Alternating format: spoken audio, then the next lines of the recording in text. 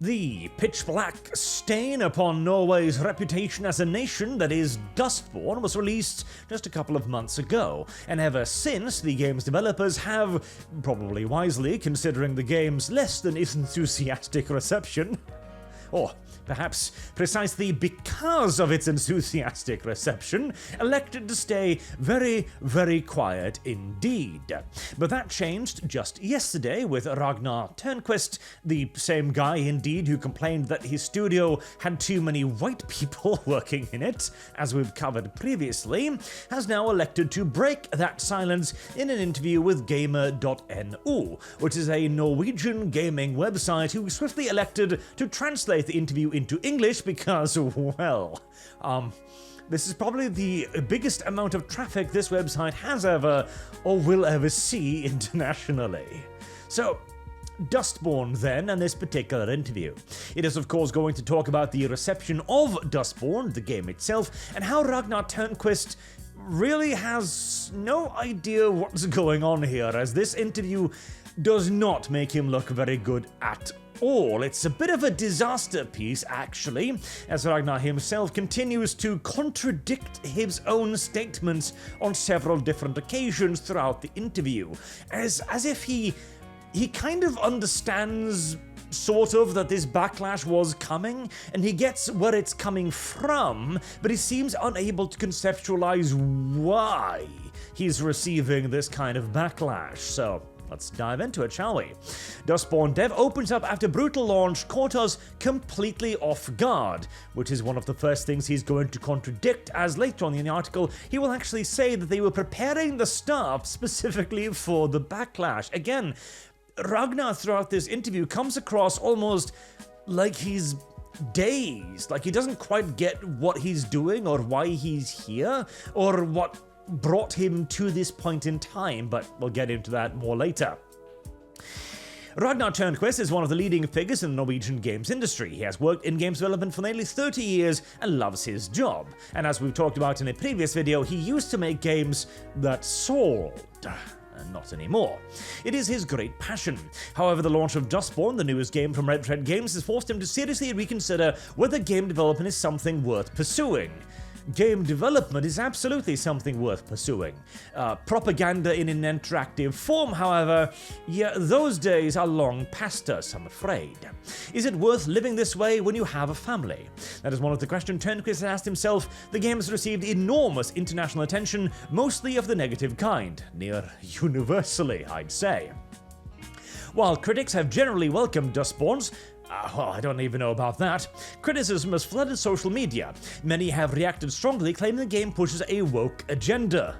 See, I don't think we can even say that they're claiming it. I think we can say that they are, unironically and rather uncontroversially, proving it at this point. Conspiracy theories abound. Well, again, conspiracy theories, I don't know about that. I think I know for absolute certain why this game was made. This game was made by someone who was largely broken by the Trump election in 2016. Somebody who had their worldview undermined quite severely by the fact that their extraordinarily leftist opinions are simply not reflected in everyday life anymore. A person who is making games not to be profitable, but for the art of it all. And that is why he keeps relying upon the government to pay him to do so. It caught us completely off guard. We were very surprised by the extreme reaction to the launch, and we've had no plans for how to handle it, Turnquist tells Gamer.no. Remember that, by the way. Turnquist has been through a tough situation before. He lives at a secret address and has unlisted phone number precisely because he knows how intense fans can be. Yet he had no idea. I'll get back to that.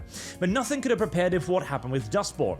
He won't go into details about everything he's heard, but Turnquist claims there has been both harassment and threats. You can easily ignore what's said in forums or on X. Emails feels a little close to home, but receiving text messages where someone wishes you dead is unsettling, he says. But provides, of course, as usual, no receipts. And here's the thing. I used to be quite sympathetic to this stuff because the internet can be a rough place, absolutely. But the simple fact is, the internet is the internet. Everyone who is on it is going to be receiving their fair share of rather harsh feedback, shall we say. It's simply part and parcel of being online these days. I have received more than my share. Everybody else on the internet who's a content creator has received more than their fair share. At this point, I am fully aboard with the simple position of just deal with it, or GTFO. Simple as.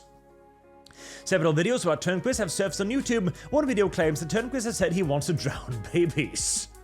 Okay, that does sound a pinch hyperbolic, I will admit. That is obviously pure fabrication, but Turnquist finds it surreal. It should be fairly obvious that I don't want babies to die, he says, laughing in frustration. I think it's outrageous, there's no way I can get this removed, and it's a very damaging lie. I just have to ignore it and hope people are smart enough to understand that it is not true. Well, that's actually not entirely correct. If you do believe it is actually defamation, that is actually legitimately illegal.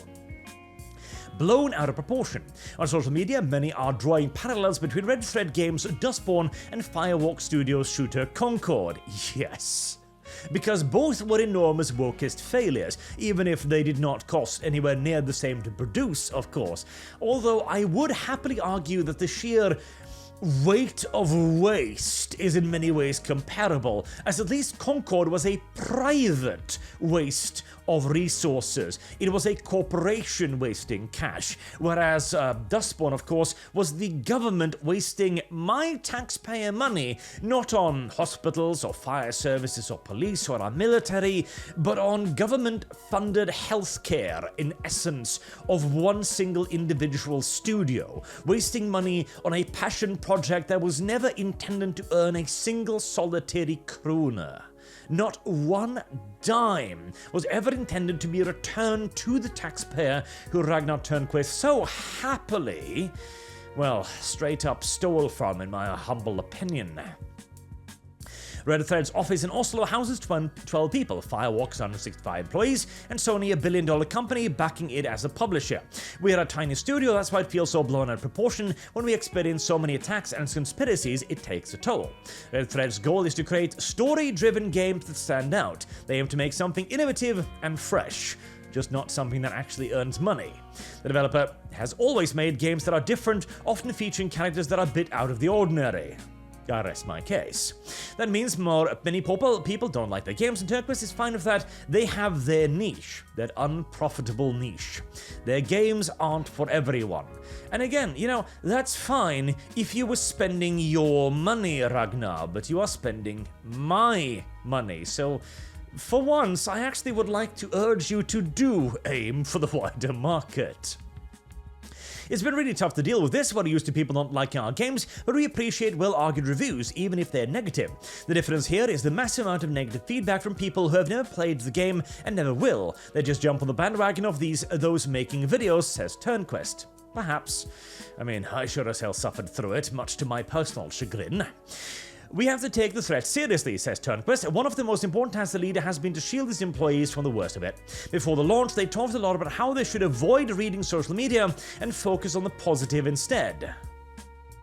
You remember when a couple paragraphs ago he said that they had no idea this was going to happen and were totally unprepared for it? Get used to these contradictions, we'll be seeing quite a few of them. Fortunately, most of the team hasn't been directly targeted. We've done what we can to support those who have received personal messages. For about half the team of Dustborne, it's their first experience creating and releasing a game. Oh boy, now that is a harsh situation for Dustborne to be not only your first game, but for now, forevermore to be attached to your personal record as well. Whew. You think Concord is a bad CV to present? Oh, try topping Dustborne. It's tough to see people talk about their work, calling them incompetent or lazy, or saying they should just quit making games. It's obviously difficult for us. I mean, satire. Did you expect the debate over some of the more obvious politically correct aspects of the game? Yes, but we were never out to provoke. In which case, you did an extraordinarily poor job of it. We just want to make a game with characters that are different. We don't think it would be so controversial that a group would fight against a fascist regime. I don't think many people want to live in a police state, and our version of the US is by no means the real America. Right, so here's the thing. We never went out to provoke. We just want to make a game with characters that are different. We didn't think it would be so controversial that a group would fight against a fascist regime. You don't know what you're talking about. That's the problem. If you presented an actual fascist regime, perhaps people would rally to your side. You did not. You barely even presented a police state. In fact, the majority of the time, Justice, which I think was the name of the organization in question, appears to be acting in the right. When they burn down an illegal opium field, for example, that is not an unjust action. That does not indicate a fascist regime. That indicates one interested in strangling your supply of illegal drugs into their nation. Good God. I mean, the worst thing they are doing is hunting a band of apparent criminals traveling through their nation. A band of criminals that aggress upon justice at every opportunity. A band that intercepts a arrest of a young girl, for example, who has very, very dangerous psychological powers, or psychic powers, who even ends up killing police officers as they are trying to seize her. Our heroes then intervene, killing several more police officers. You cannot simply go, oh, well, he's wearing a uniform, therefore he's fascist, and it's okay to murder him and his friends. That's not how this works. You cannot simply assert evil and then beat them to death with a bat. Many games have faced criticism for using more pronouns than just he and she. Dustborne also does this. The use of pronouns has become relatively established in games. Well, that is arguable. And we know people could react to that. But it was the reality we wanted to present. We don't feel we made a game that primarily about politics. It's more about language and relationship between people. Again, if you genuinely believe that, you have no idea about politics. You actually don't understand what politics is in the current day. You don't understand the definition of politics. This is a highly political game. The very fact that you put it in a fascist regime without ever defining what is fascist about it makes it very current year political. Again, and about language, the only thing you add in about language here is that language created by apparently aliens have the power to brainwash people. How is that about language? You are giving words superpowers, for God's sake. Is this a... I mean... We're talking about whether or not this is a satire here. This is not even satirical because it's so over the top. Now, if you made a video game about how to actually gaslight, for example, someone, how to mentally manipulate someone, perhaps I'd be willing to listen. But no, this is a video game in which your definition of gaslighting is the ability to heal someone by telling them they're okay. God help me. And the relationship between people... There's barely any of that either, frankly. Your characters are shallow and uninteresting, and their relationships even more so. One of the game's premises is that words have power, and its combat system you can trigger or cancel opponents. Again, you weren't trying to make it political. That's why you utilize all of one side's actual political ideas in it. Some professional critics have pointed out this must be a satire, while the internet takes everything much more seriously. So, is this satire? Oh, that's a good question. I think the game speaks for itself. It's over the top in many ways. It's colorful and inspired by comic books, has fight sequences against giant robot mascots, and it has a sarcastic view of the world. It doesn't take itself very seriously, says Turnquist, elaborating. I hope people can see the game and understand that it's an alternative world, something that also applies to the story. The game may be a dystopian reflection of the world. Is it a dystopian reflection of the world? I mean... Heavens, the Illuminati people in particular seem rather technologically advanced, if anything. But the story is not written for realism, it's done with humor and exaggeration, and it's very much tongue-in-cheek. Again, I don't quite think you understand the definition of the terms you are using here. I think satire is actually far more effective, but even then, it is poor satire. It would be satirization of Islam as a fashion identity, for example, with the fat chick. It would be satirization of they-thems with the androgynous chick. And at the very best, you could argue that this is a ham-fisted satire of leftist ideas, using words as specifically weapons, as a critique of the left. But even then, seeing as the outcome is that your heroes, the good guys, are using this for good purposes against the explicitly inexplicit as well, evil alien creatures that want to brainwash humanity in what you yourself claim to be a fascist regime, without actually providing any actual indication as to why this is the case, yeah, it's weak satire. And that is even if we assume that it is satire, which you don't actually seem to indicate here either. It seems more as if you are looking at the reception of the game and the feedback you're receiving and thinking, wow, we really did not do a particularly good job with this, did we? No. Tidal wave of hate. Red Thread currently has about 16 employees in total. The number has been stable for a while, and keeping it that way is a goal moving forward. They want to keep the same team. It creates financial security because they're flexible if they end up cancelling a project. We all care a lot about each other and enjoy working together. Are there enough diversity in your team now? After launch, they posted a message on social media asking people to behave following what they called the tidal wave of hate. Turnquist feels this was mocked, so they decided to remain silent about the game and wait for things to calm down. That hasn't worked either. Is because you didn't put out a very good statement, frankly. And your statement in and of itself also indicated that you exist in a leftist bubble that does not understand, yet again, why people are upset with you. It seems like people twist everything we say with a malicious intent. They've created the narrative that Red Thread is corrupt and making propaganda. But the fact is that we've made a game we want to talk about and share with others. It is not for everyone, and they don't have to play it. Propaganda does not mean... Help me.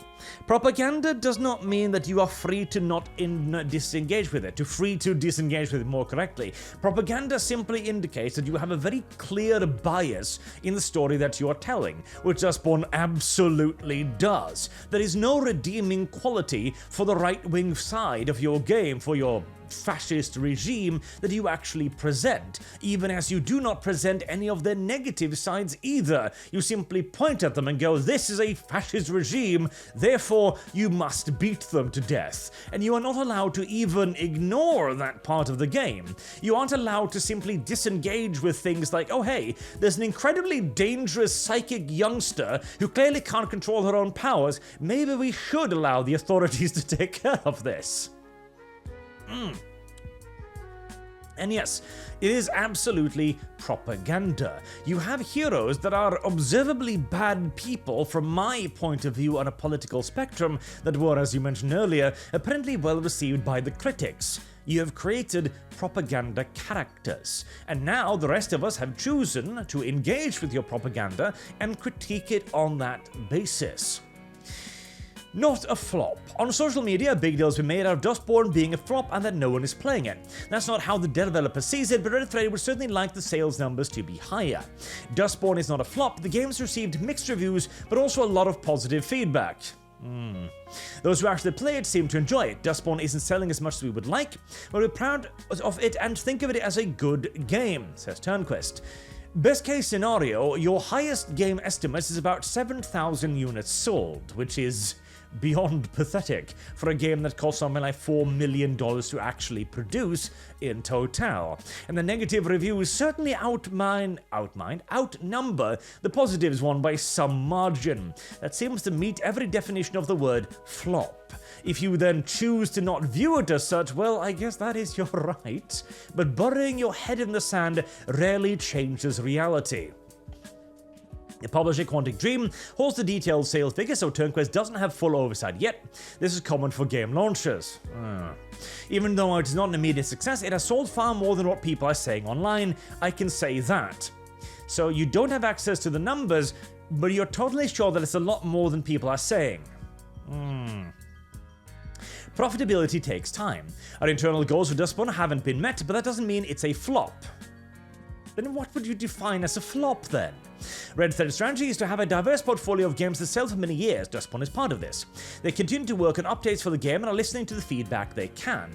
How exactly are you going to be updating Dustborne in a way that will increase its sales? Will you add on story DLC? Because that certainly would increase my sales, if nothing else. Red Thread is also working on an entirely new project. It can take months and years for story-driven games like this to find their audience, so we're not dissatisfied. None of the Red Thread games have been a big commercial success. It took years for Dreamfall Chapters to turn a profit. Turk says that being a developer is a stressful life, and most games eventually lose money. Still, they keep going out of love for the work. State funding in the millions. Now that is a great segue onto the next one. They keep doing it because they like it. This is a hobby for you, Ragnar. A significant part of the discussion surrounding Dustborne has been the game's public funding. Red Thread received 14 million Norwegian crowns from the Norwegian Film Institute for the development of the game, also received around 150,000 euros in EU grants. And as we have seen in a previous video I did, that does not even come close to the total funding, which is about twice that again.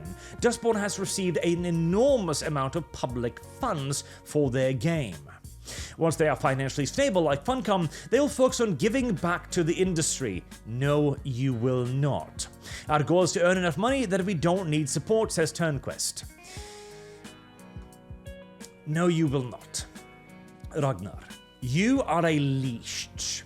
Okay? That is all you are. That is all you have been in Red Thread games. That is all you are likely to ever be, because you are a games hobbyist. You do it because of the love for the work. You don't care about the fact that the majority of your project lose money, as you yourself say. You will never be able to repay even a percentage of the money that you are sucking out of the government right now. Government grants that could have gone to games with a hope of actual financial success. You are nothing more than a pure, unadulterated drain on the video game industry in Norway. And that is harsh. It is very harsh to say, but it is also the truth. If you continue to aim to make games for the simple enjoyment of it, story-focused games with, again, as you say, a niche audience, you will never earn the money back. You will never become Funcom. You will simply continue to run a studio off the back of governmental funding. You will continue to pay your employees by filtering the government's money through your company. That is all you do. This is not sustainable, and you should not engage in this business. These are funds intended for companies that have an opportunity to actually give some of that money back eventually. And if you have no intention to seriously try to do that, you probably should simply just stop, rather than expect the rest of us to fund your hobby. Most Norwegian developers of a certain size have at some point applied for NFE funding. The support has been important for the Norwegian game industry, and this is money that goes back into the economy. It also helps build up the industry and expertise in the sector. That is a very optimistic interpretation. Red Thread has used its support to cover expenses like salaries, rent, and equipment purchases. Most of the funds are spent in Norway, and both Red Thread and its employees pay taxes, of course. Oh well, thank you. I love that. We pay taxes. You pay taxes on the money the government gives you. Like, we pay back into the system. How? By using the system's money. Oy, I wasn't harsh enough. Many other countries have seen great success with this type of cultural support for the gaming industry, and yet Norway is not one of them. Look at Sweden. If you fail in Sweden, you stop getting money. That is what should be happening over here as well. For Dustborne, we couldn't have had the same opportunities without the support from the Norwegian Film Institute. What opportunities? Perhaps here's the thing. Maybe if you had made a game you could actually afford to make, and you had sold it to the people who actually wanted to purchase it, you might actually have turned a profit. Why did you need the graphics that you used? Why did you need all of the voice acting you used? If all you were intending to do was create a simple story-oriented game, could you not have done the same with still images? Could you not have produced a comic or a short animated film or anything else, something that didn't cost millions of dollars and tens of millions of Norwegian kroners to produce? Fearful for the industry. Turnquist feels the industry in general is afraid of how their games will be received. Good. This hampers creativity among developers. He believes the challenged economy in recent years doesn't make things easier. Good. You start questioning decisions around character design, narrative, wording, PR, and even game mechanics. This stems from a greater nervousness about what reactions you might get, but we're not going to stop being ourselves. Bad. Yes, you should be afraid, because you need to make a game that people wish to purchase. That is your job, to make a product that somebody wishes to pay money for. I don't pay you to be yourself. Your audience does not pay you to be yourself. The majority of people do not pay you to be yourself. If you ever wish to cease being a leech, create something that someone will want to play instead of the propaganda you wish to play. You see this disruption more and more around games. Everything becomes a part of the culture war. I hope we can get past this, because it's very unfortunate, both of those in the industry today, potentially new developers, investors, and publishers. No one wants to get caught in such a culture war storm. Then don't. This is a deliberate decision you are making here. Nobody is forcing you to make a woke game. Nobody is holding a gun to your head and saying, hey, make Dustborne. You could have made something with appeal. Instead, you chose not to. As you keep saying, this is a decision you are making. You are actively choosing to engage in the culture war. If you don't want to, stop it. Has the reception of Dustborne affected your approach to development and the message and storyline going forward? It's hard to say no, even though I would like to. Everyone is afraid of the choices they make, and I don't think that only applies to us. All the discussion about the next game are colored by this. Good. Maybe try making one that sells next time. Turnquist believes the industry has become more progressive, and that this deepens the divide towards the loud minority on the internet. Ragnar. I know I've been mean to you throughout this video, because you goddamn deserve it, but listen to yourself here. Your game got an enormous PR boost, okay? Hundreds of thousands of people have seen your game, millions in all due likelihood, have seen your games through YouTubers, who have simply streamed your game to them. I alone have put tens of thousands of eyes on your product. You have received more marketing than Norwegian Film Institute could ever conceivably buy for you. And it has not helped your sales, has it? Despite having all of these eyeballs on you, it has been nothing but negative. How can you then claim that it is the loud minority? How can you claim that hundreds upon hundreds of thousands of people, millions of people, all are panning your game, that this is the loud minority? Where is the majority, Ragnar? Where are the millions of people on the opposite side? Where is your audience, Ragnar? If you can't answer that simple question, perhaps this is an assertion that you really should start reconsidering. The value of diversity. Turnquist thinks it's great that we can aim for diversity in the industry. Diversity has always been a center to Red Thread's games. Again, we just don't want the culture wars. We want diversity. Those who aren't interested in it don't need to play those games, he believes. Diversity is positive for everyone. Is it positive for your wallet, Ragnar? Is it positive for my wallet, Ragnar? Games like Black Myth Wukong, Mario and Elden Ring won't stop existing just because we released Dustborne. That's true. Financial successes won't stop existing because you refuse to make something that earns money. There's room for both these games and everything in between, even those that only appeal to a limited audience. Has the debate around Dustborne changed your view of the room for political messaging in games? Absolutely not. Some games are pure entertainment, focused on the player's experience and fun. It's great that such games exist. Other games aren't as fun to play, but are more about the feelings you get from playing them. Then there are games that can address more serious topics. Games can be many things. You remember earlier on in the article, Ragnar, when you said that you weren't setting out to make a political game, Ragnar? Could you try to keep your story straight for at least one single interview? God help me. So yeah. This article here, it's fairly long, which is why we've gone through it part by part here. It is a terrible interview for Red Thread Games and Ragnar Turnquist. He seems lost, and to be fair, here's the thing.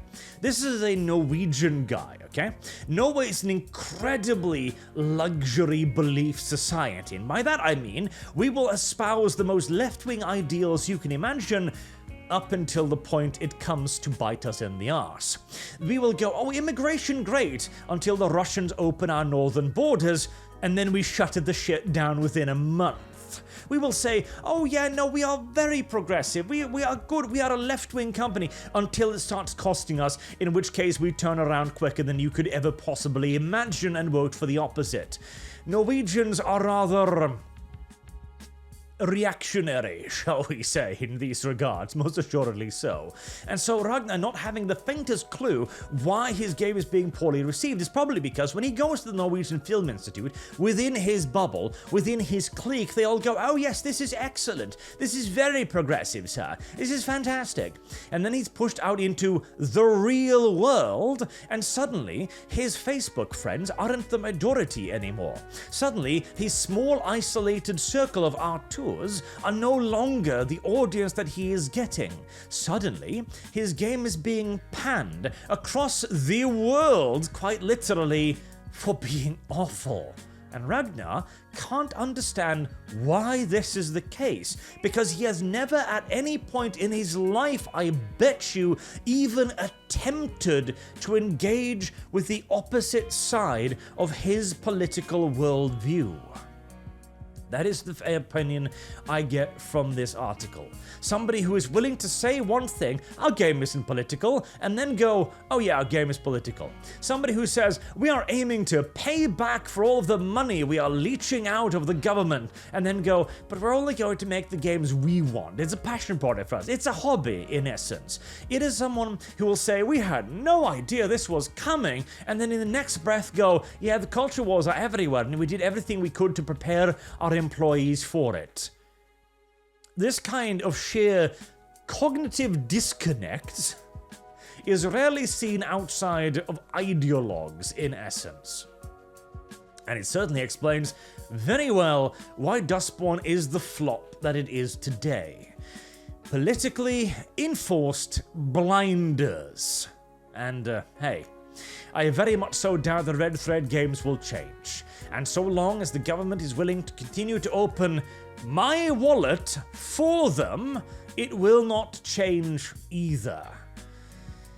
God willing, we are going to get a far stricter public funding institution than the Norwegian Film Institute.